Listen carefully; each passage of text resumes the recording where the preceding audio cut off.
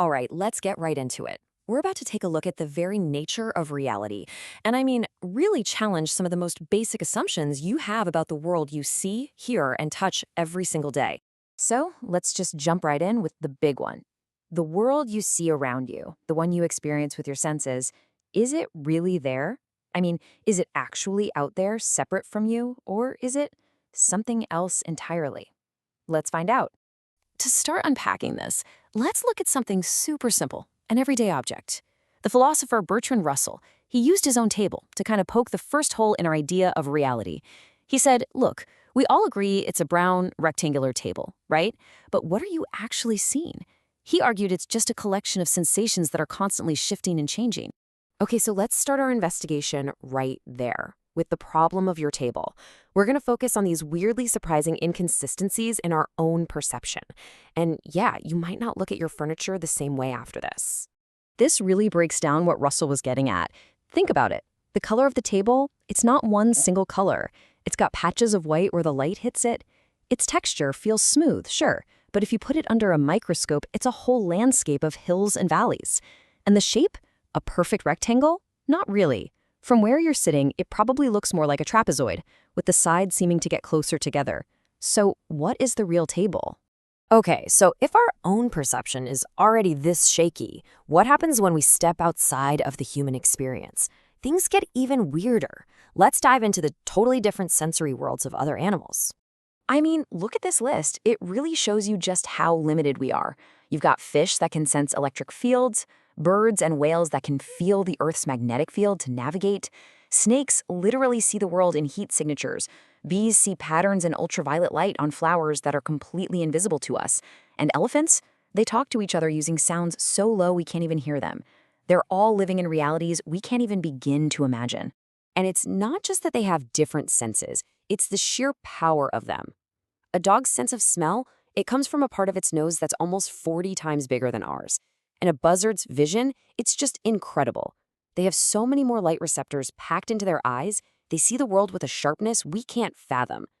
It really drives home that our view of the world is just one possibility out of millions. So this all leads to a really important question, right? If the bee, the snake, and you are all looking at the same thing but seeing completely different worlds, who's right? Which one of these versions is the real world? You know, this reminds me of that classic story about the blind men and the elephant. One touches the ear and says, an elephant is like a fan. Another touches the leg and says, no, it's like a tree trunk. They're all experiencing a piece of the elephant, but none of them are getting the full picture. It's a perfect analogy for how our limited senses can make us think our little slice of reality is the whole thing. So we've established that reality seems to be different for every species, but it gets even more personal than that. Let's turn this investigation inward, because the reality you see isn't just human-specific. It's constructed inside your very own brain. See, a lot of us think of perception like a camera, just passively recording whatever is out there, but that's not how it works at all. It's an active process. Raw data comes flooding in through your eyes and ears, and then your brain gets to work. It acts like a director, filtering things, interpreting them, and building a final picture based on your memories, your experiences, your expectations. What you end up seeing is actually a reconstruction, a model built just for you. And get this, the very hardware doing all this work, your brain, is never the same from one day to the next. You can lose about 200,000 neurons every single day, and the connections between the neurons you have are constantly rewiring themselves based on what you do and learn. This means the brain you have right now is physically different from the one you had yesterday. Your reality is literally one of a kind. The neurologist Robert Winston really put it perfectly. He said it's probably more accurate to talk about individual sense worlds rather than some single objective world that we all share. Because every brain is wired differently. Every one of us is living in our own private universe. Okay, so far we've talked about perception and biology, but now we're going to the deepest level, the most fundamental clue of all. This isn't just about how our brains work. The bizarre world of quantum physics shows that this principle, that the observer affects the observed, is woven into the very fabric of reality. This all comes down to the famous double-slit experiment. It's a classic. So imagine you're shooting tiny particles, like electrons, at a wall with two slits in it. When you're not looking to see which slit they go through, something totally bizarre happens. They act like waves and somehow go through both slits at the same time. This creates a specific interference pattern on the screen behind it, these stripes of light and dark.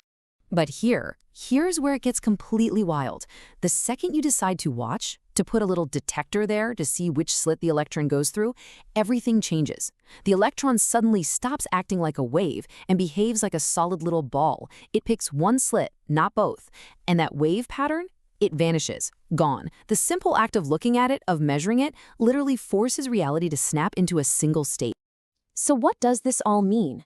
From our own unreliable senses, to the wild worlds of animals, to the unique construction inside our brains, and all the way down to the quantum level, every single clue is pointing in the same direction. So let's put it all together. What is reality then? Well, all this evidence seems to suggest we live in what you could call an observer-dependent universe. That means reality isn't some fixed, solid thing that's just out there waiting for us. Instead, reality is an active relationship. It's an interaction between an observer, you, and the thing being observed. So you kind of have to think about two different kinds of reality. There's what philosophers call the noumena, the thing in itself. This is the potential reality that exists before anyone observes it. But the catch is, we can never ever know it directly. The world we actually live in is what's called phenomena. This is the world that's created by the interaction between our senses, our brains, and that unperceived world. That's our reality. Okay, let's tie this all together with a question I'm sure you've heard before. The old riddle: if a tree falls in a forest and no one is there to hear it, does it actually make a sound? Well, based on everything we've just talked about, the answer is no, it doesn't. The falling tree creates vibrations in the air. Sure, pressure waves. That's the unperceived reality. But sound? Sound isn't vibrations. Sound is the experience your brain creates when an eardrum and a brain are there to process those vibrations. Without an observer, there are just silent vibrations, no sound. And that leaves us with one last, pretty profound thought to chew on. If the world you experience, all the colors, all the sounds, the very feeling of reality itself, isn't something you're just passively watching, but something you are actively helping to create from moment to moment, well, what does that really mean for you?